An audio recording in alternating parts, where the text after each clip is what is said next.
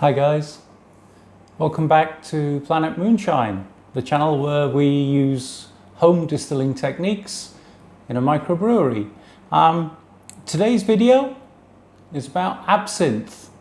Now when you talk about absinthe, many people immediately start to look concerned. Why is that? Well, there are very few drinks that conjure up such a huge amount of mystique, mythology and mayhem. Yeah, I'm going to be looking at my notes a bit in this video because I want to get things right.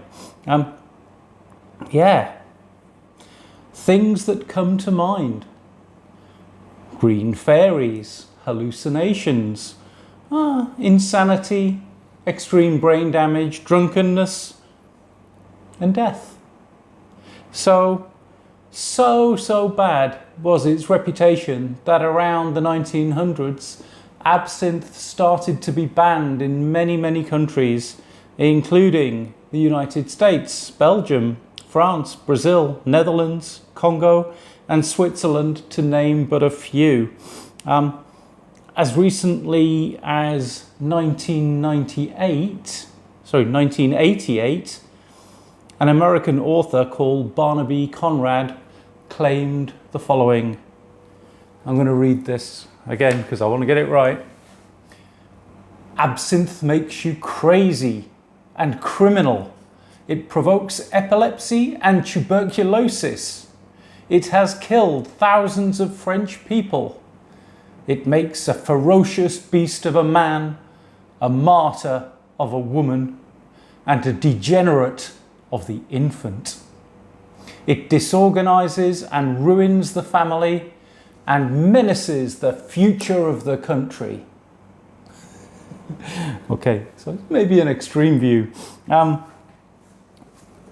However, many very famous people were totally into absinthe. People like Ernest Hemingway, James Joyce, Henri Toulouse-Lautrec, Pablo Picasso, Vincent van Gogh, Oscar Wilde, Marcel Proust, and Edgar Allan Poe, and the poet Lord Byron. Many famous painters, old and modern, have captured absinthe drinkers. Some were quite obsessed with the subject, depicting it many times. Sometimes those pictures were about its alleged effects, and sometimes they were about its social use, positive and negative. 100 years later, many of the countries that originally banned it have since relented and now allow absinthe to be sold, but some don't. It's still heavily controlled in many countries, including the United States and Europe. So if you want to make some, be careful about your local laws, okay? Anyway, today we are going to be totally reckless and we're going to make some absinthe. So if that floats your boat, stick around.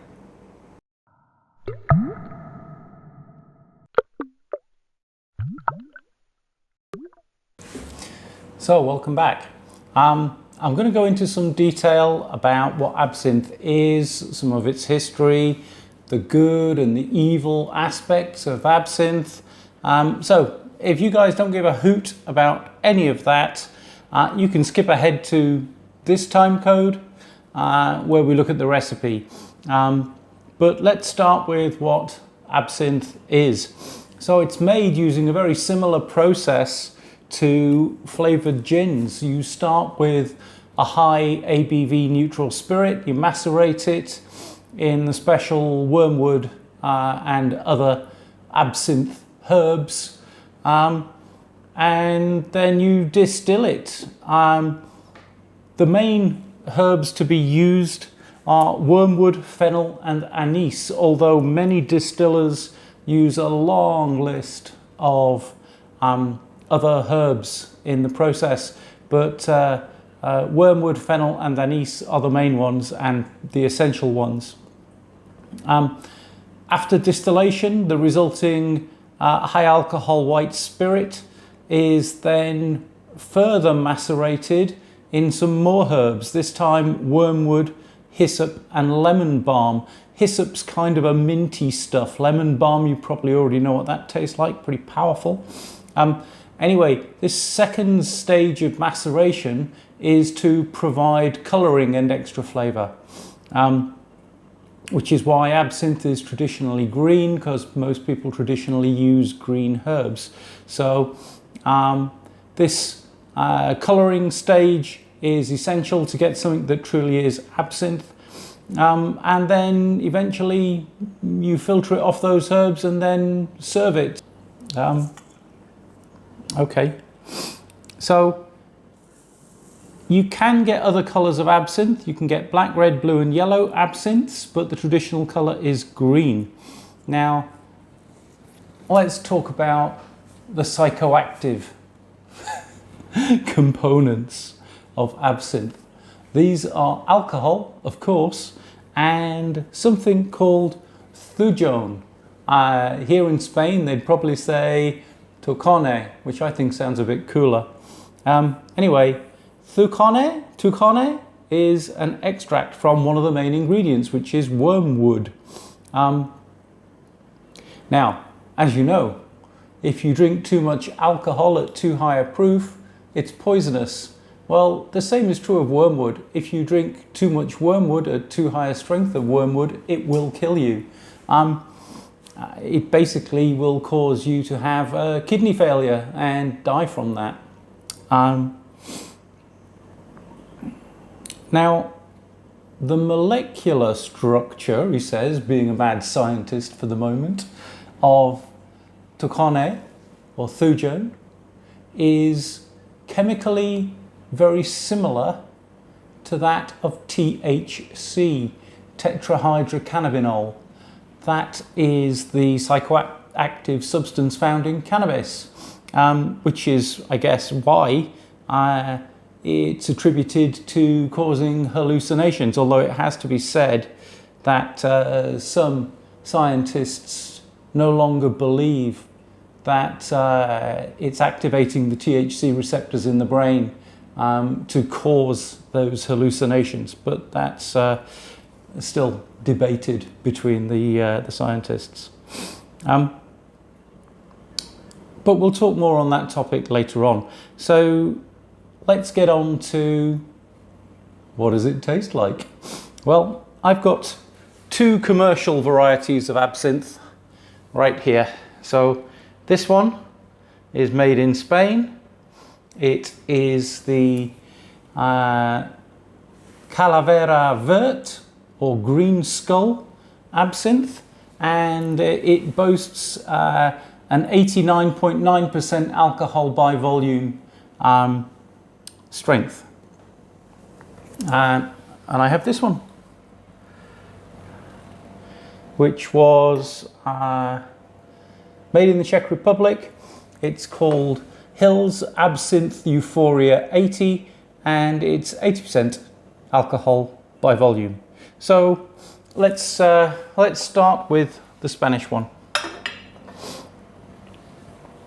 So first of all, let's examine the colour of it. I mean, in the bottle, that colour looks totally fake. Blimey, the green fairies are at it already, and we haven't even started.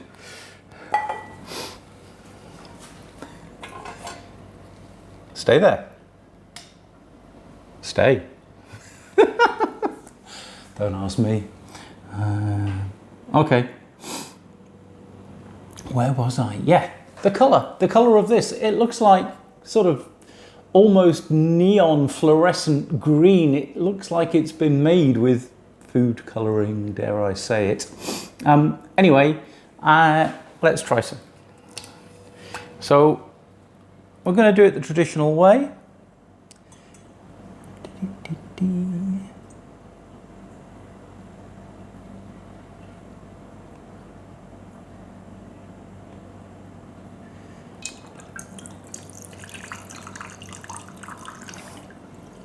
Which is to put a shot of absinthe in the glass through a sugar cube on an absinthe spoon.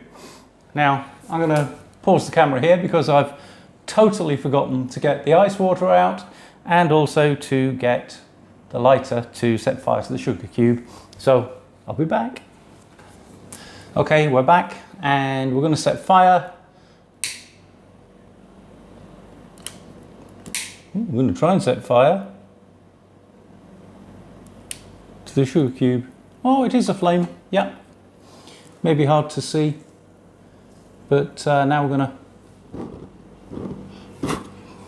to try to blow that out and do the second part of the process, which is ice water through the sugar cube. The water trickles very slowly through the ice cube, and what happens as a consequence is the ice cube slowly melts. Now this has only melted a tiny bit. I'm just going to put a drip more water on it, see if it goes any further. Yeah, big chunk more of it disappeared. It's gone into the spirit. I'm just going to put the rest in and give it a stir. If you have the proper fountain, then obviously that process takes place very, very slowly. And what results is a louche,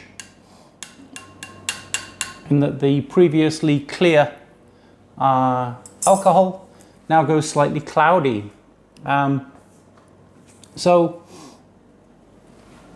here's my absinthe. What does it smell like? Oh, well, it smells like if you've ever had anise or ouzo. It has that kind of a aroma to it, an aniseedy aroma.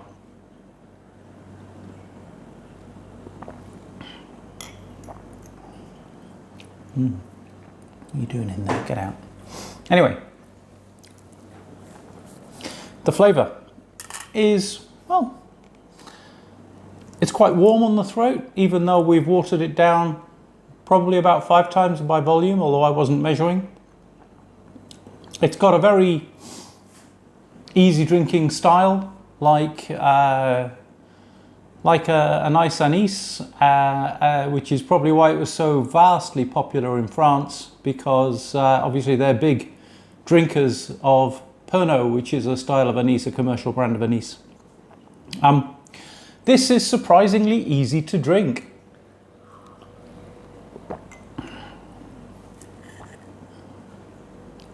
And I can see how you could end up getting completely bladdered drinking this stuff, because it's sweet because of the sugar.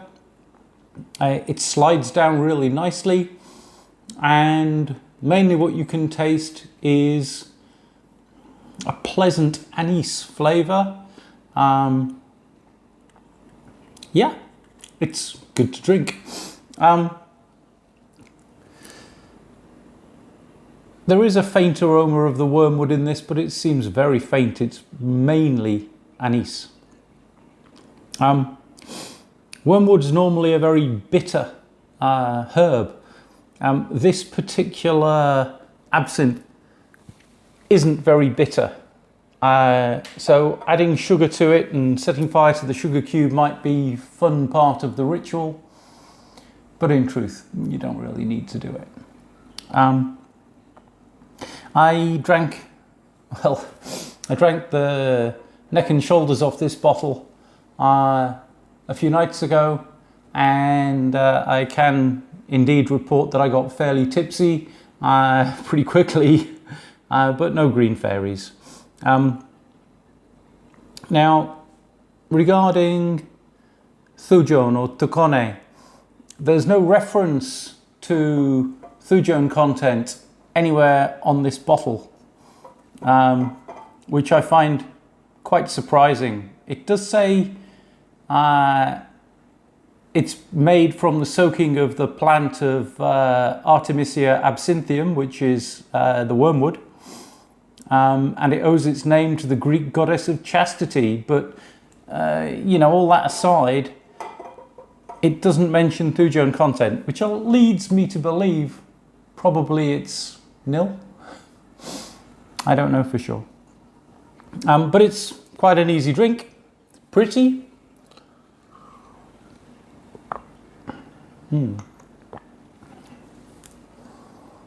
Okay, so I've got the still running at the moment. I'm making the neutral that I'm going to need to make this absinthe with. So I need to go and take a look at that. I'm going to drink what's left in here and then come back and we'll try the second one. Okay, well, the still's doing fine. Now let's take a look at this absinthe. This is made in the Czech Republic. It's called Hills Absinthe Euphoria 80. 80 refers to the strength, which is 80% alcohol by volume. Let's take a look at it. I mean, in appearance, it's perfectly clear, but it's more of a beautiful olivey green. And I'm going to bring this in close for you to take a look at. I don't know if you can see it at all. Yeah, there we go. There's actually a sprig of wormwood in the bottle, which is promising.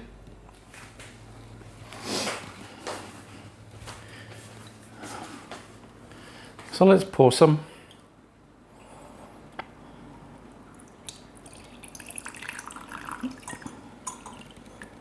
Yeah.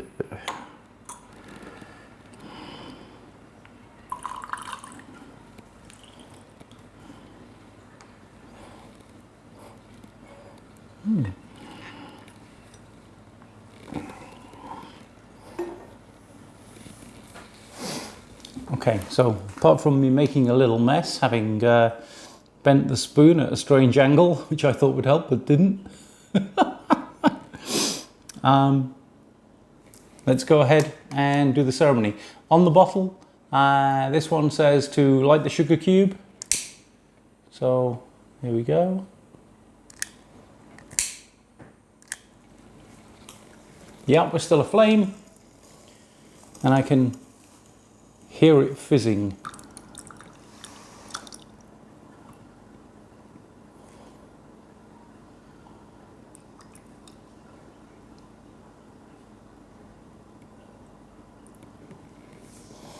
So I'm just going to let that sit for a second, as I did with the other.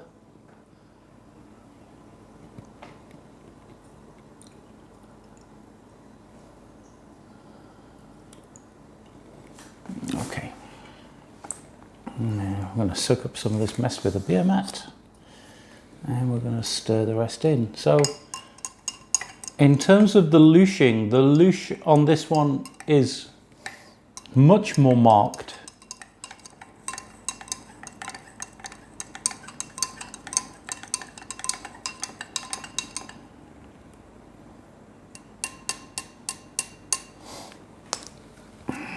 And the appearance, we now have kind of a deep amber colour. You can smell much more clearly the wormwood content in this one. That's quite strong. And yeah, the louche is fantastic.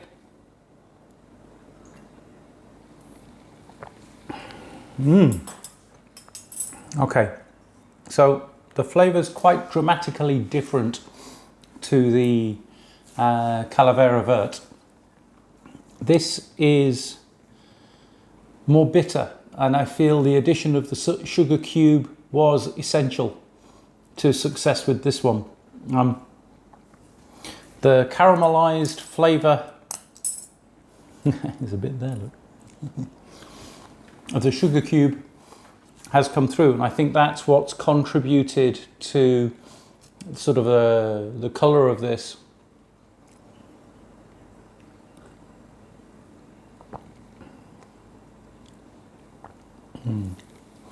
The flavour of the anise is lower, but the flavour of the wormwood is higher. On your tongue, you can definitely feel some tingling coming from this spirit, which I didn't get at all with the other one. It's warm on the back of your throat still. You can tell it's plenty of alcohol even though it's been watered down. Which one do I prefer? Well, I think you already know. Definitely the Hills.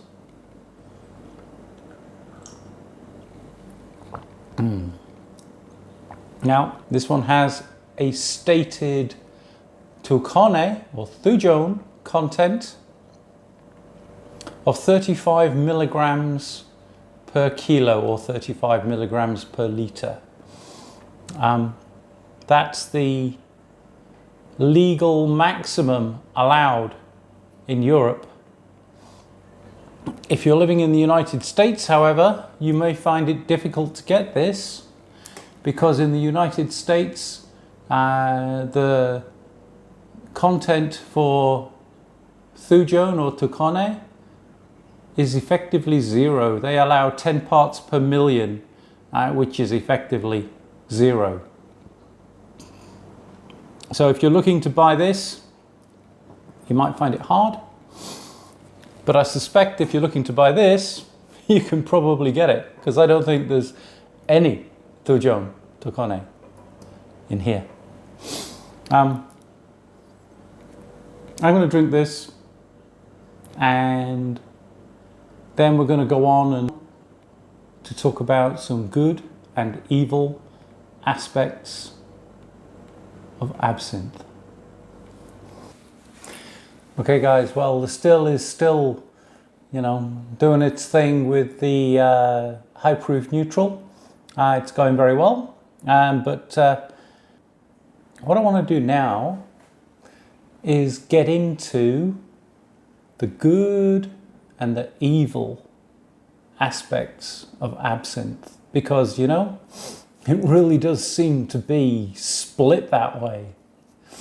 All right, so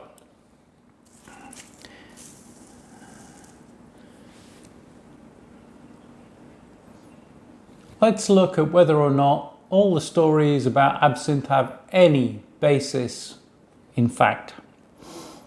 Now, to be honest with you, until I started preparing for this video, I was a total absinthe virgin. Yeah, never had it before. So I've got no first-hand experience really either way. So I've divided it into the categories of good and evil. Let's first talk about Thujone or Tucane.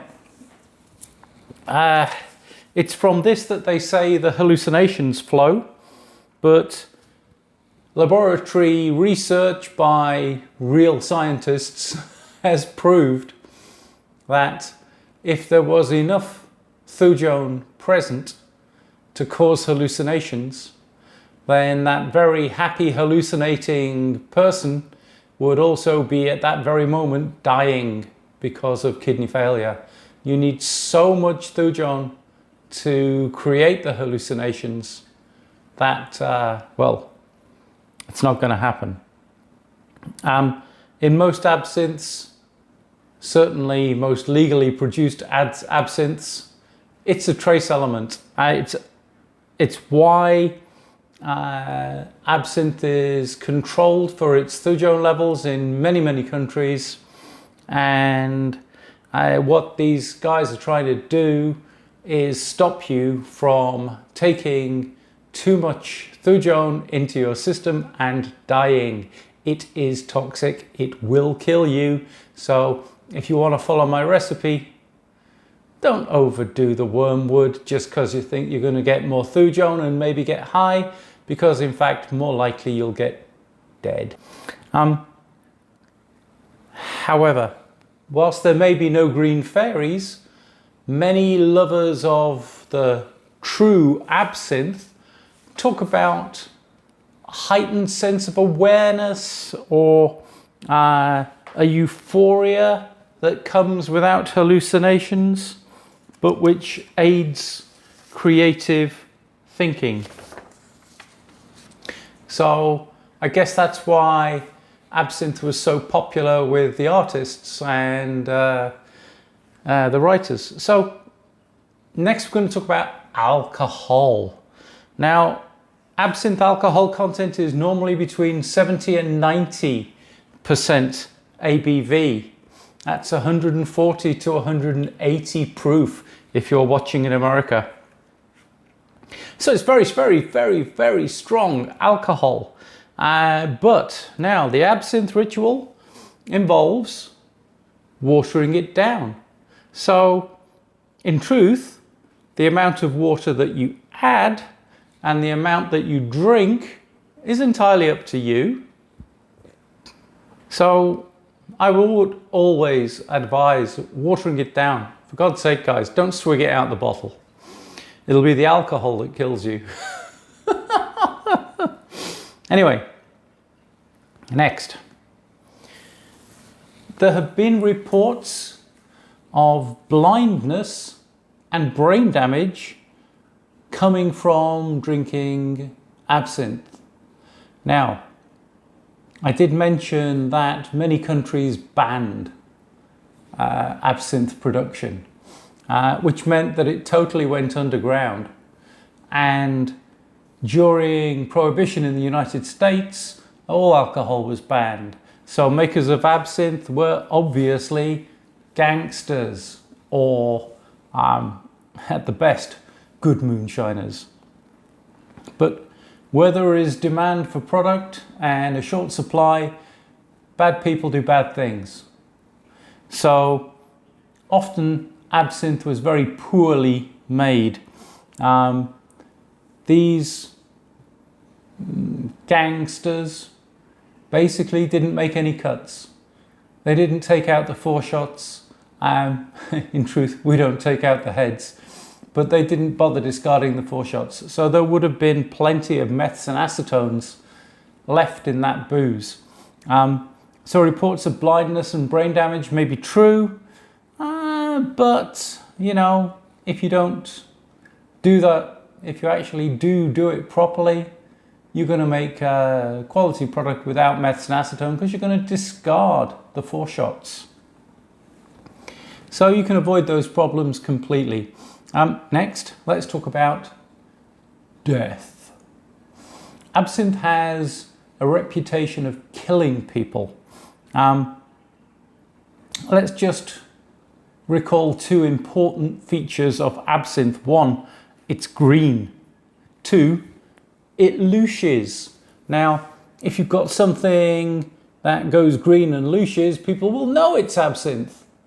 The trouble is, back in those days of Prohibition, many of the people who were illegally making absinthe couldn't be bothered to do the colorization, put my teeth back in, colorization stage. So what did they do? They knew it had to be green, so they added copper salts.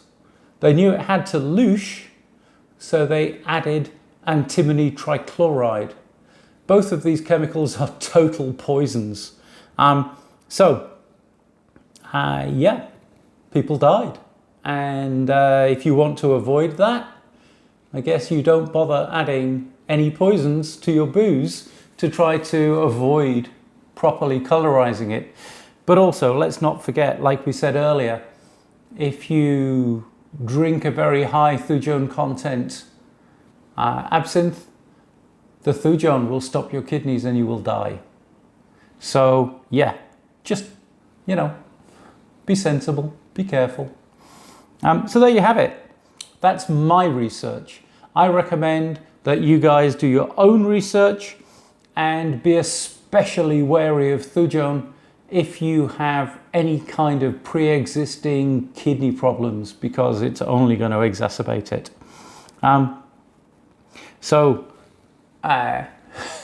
Disclaimer, I'm not responsible for your actions. If you injure yourself, that's up to you.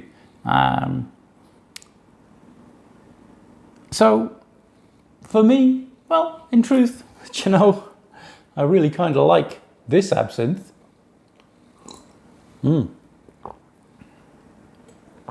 Very much indeed. So how much thujone is there in this recipe that I'm following? Well, in truth, I have no idea.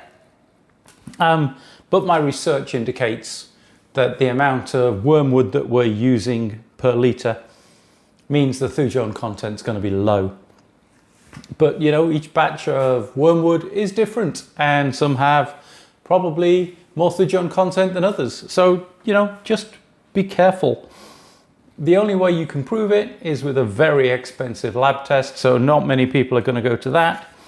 But most pro distillers of absinthe are obliged to do this by law. Every single batch must be tested to prove the thujon content is within the legal limits in the country in which you're trying to sell it. So there we go. Making absinthe is not a walk in the park. So be warned, it's a similar process to making a flavoured gin. So if you saw my video on making flavoured gins, you're going to have some idea what that's all about. What's that? You didn't watch my video on making flavoured gins? Here's a card. Watch it later. It's good stuff.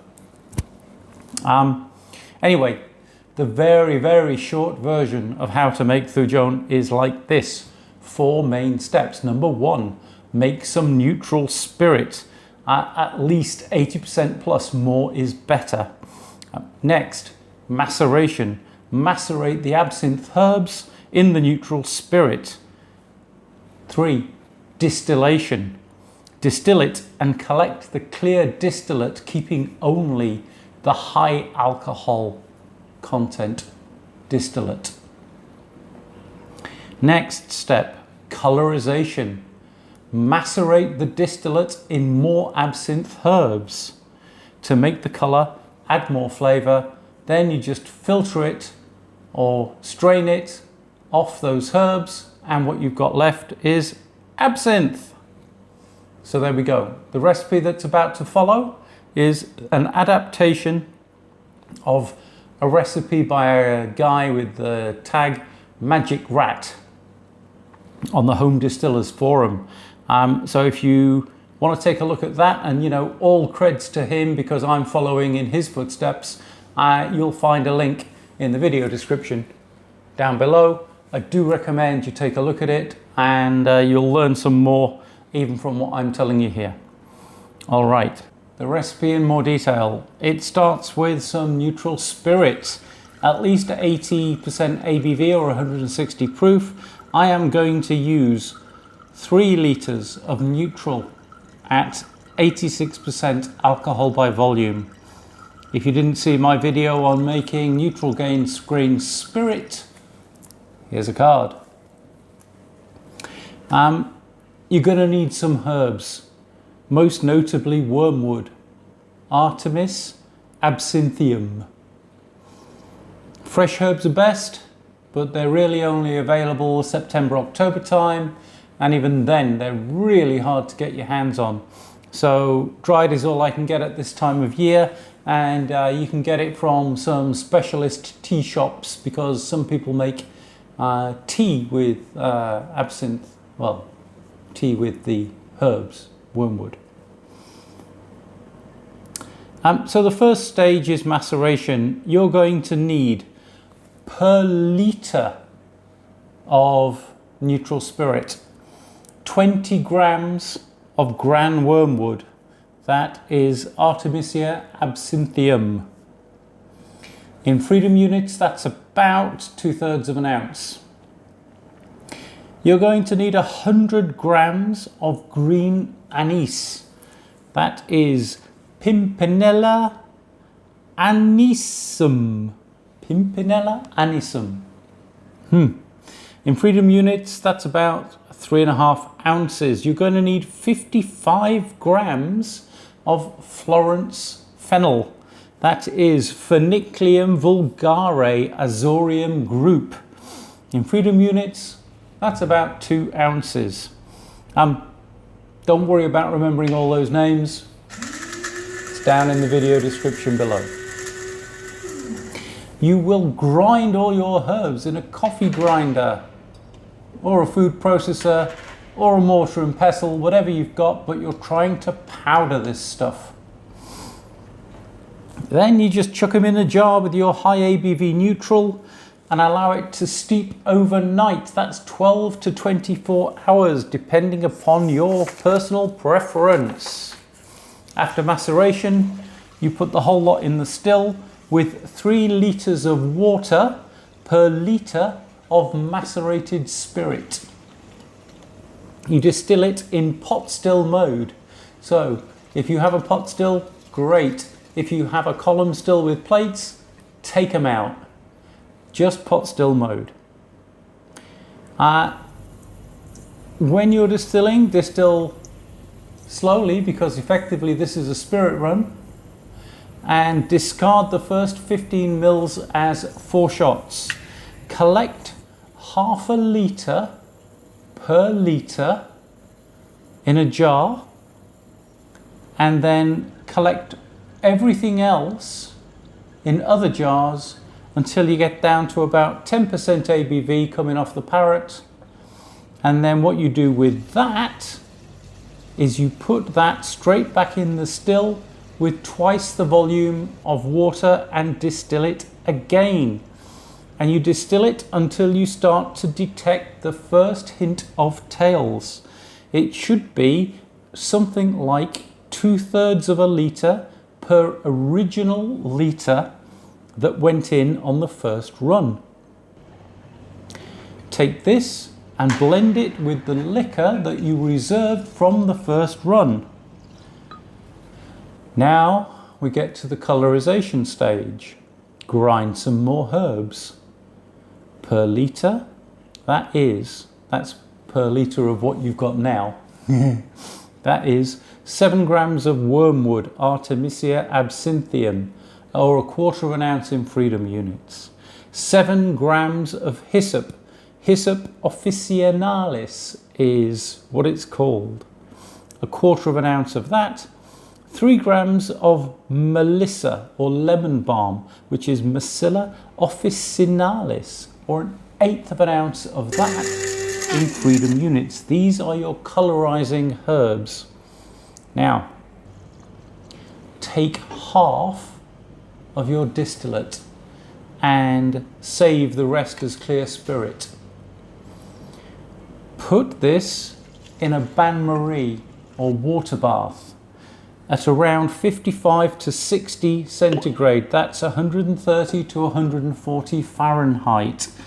Put in the ground herbs and macerate and do that for 20 minutes. You're watching very carefully to see how much colour develops. If it starts to go really dark or black, take it out early. You've overcoloured it. Don't worry if you have. But anyway, you're trying to get a good green colour without going, totally nuts. Strain it off the herbs to get as much out as possible. And the recommendation is to put it into long-necked, narrow bottles.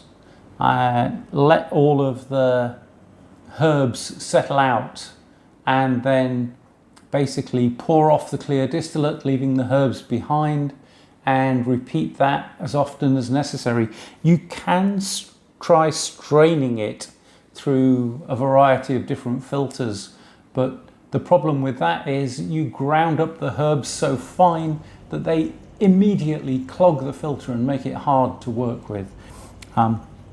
So the recommendation really is just to pour it into a bottle, let it settle, pour off the good stuff, lose the rest. So yeah, you do have some losses.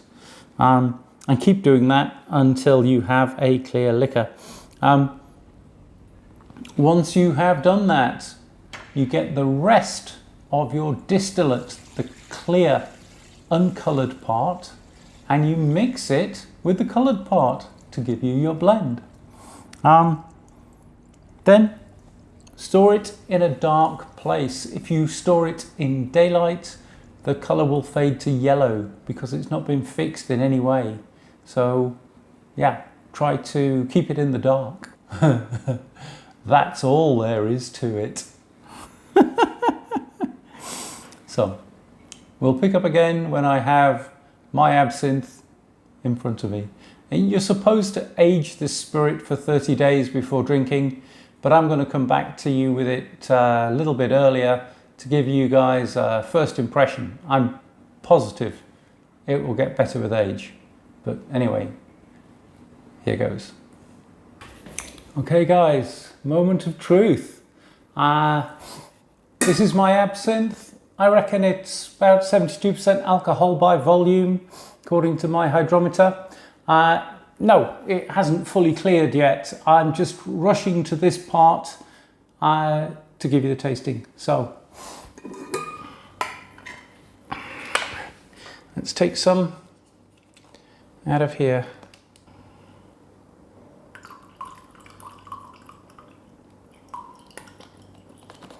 Okay, so that's a good shot. But this, the appearance of this is perhaps an olive green that's a little bit darker than the Hills absinthe, but only a little bit darker. I'm going to set fire to the sugar cube.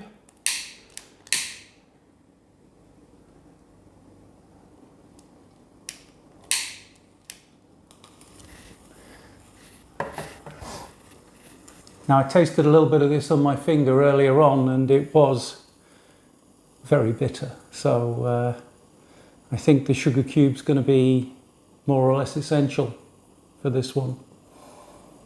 So I'm going to let that caramelize good and proper.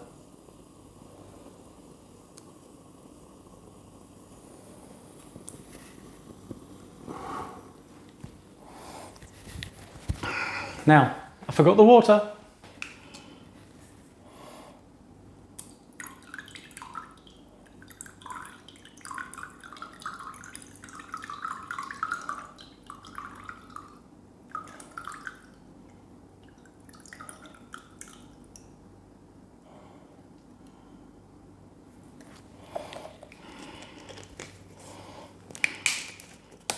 So, we've got a beautiful louche on this. It's turned a lovely yellowy green. Still got a lot of sugar stuck to the spoon.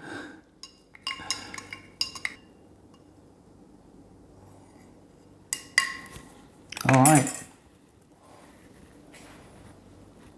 Okay, so on the nose, the wormwood is very distinct, the anise a little bit less.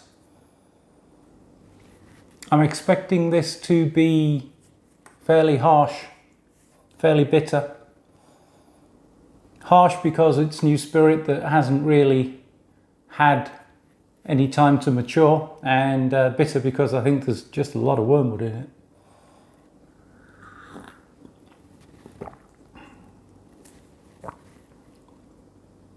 it. That's really nice. It is a lot bitterer than the Hills. Got that tingle on my tongue. The anise is there, but it's muted somewhere below the flavour of the wormwood. Do I think this is going to be all right? Yes, I totally do. Do I think it might require 2 cubes of sugar? Yeah, it might require 2 cubes of sugar. So I think I might just put a little bit more in this before I drink the rest. It's really quite bitter at the moment. That might change. It could change. Let's just pop one of those in. And we'll see where we end up with this. But I think this is going to be really good. And as some of you know, I'm in between part 1 and part 2 of the Lazy Man's Bourbon. So I'll give you an update on this absinthe when that's done. The Lazy Man's Bourbon's been about 3 weeks now and it's still fermenting. I'm not having to do anything to it, I'm just checking it every couple of days, and yeah, there's still bubbles rising, which means we're still fermenting. So yeah, I'll give you an update on how this absinthe is maturing when I finish off that video, which the way things are going is probably going to be another week or 2. This will still not be fully matured. It's still got to reach 30 days to reach full maturity. So anyway, I really hope you've enjoyed this video on making absinthe. If you have, give it a thumbs up. If you want to see upcoming videos, subscribe, ring the bell. I am just on the cusp of reaching 1,000 subscribers, which for many YouTube channels isn't a lot, but for me it's kind of, you know, milestone. So thanks guys for your support and helping me to reach this stage, and onwards and upwards. Yeah. Take care. See you on the next one.